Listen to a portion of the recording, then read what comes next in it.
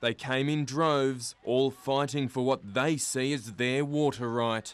Murray-Darling Basin Authority Chairman Craig Knowles and Federal Water Minister Tony Burke preparing themselves for a fiery meeting. They were both overshadowed by the arrival of opposition leader Tony Abbott.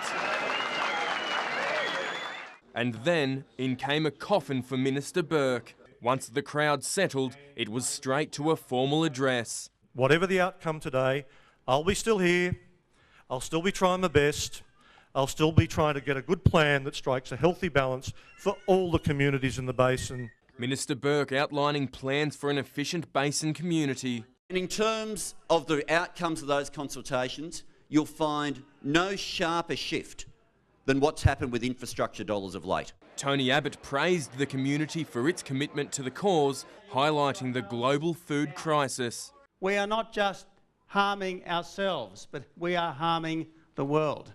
Food security is an increasing issue in the modern world, and we won't have food security if we don't also have water security. Murrumbidgee stakeholders having the next say, believing water acquisition must not be at the detriment to the community. Recovery must come in such a way that it respects our communities. Non-strategic purchases remove wealth from our community and create holes in our infrastructure network. If the science was better, the MDBA should have been in a position to produce an environmental watering plan rather than just the architecture for one. The effects of a plan not yet in place are already being felt. Residential home values have declined by up to 20%, especially for the higher priced homes. Commercial/industrial properties are at a standstill with a decline by up to 50%. Horticultural properties have declined by up to 50%. If there was ever a time to send a strong message, today was just that, and put simply by the people, they are fearful for their future, which they see as uncertain. You are destroying my happy life, and that's just not fair.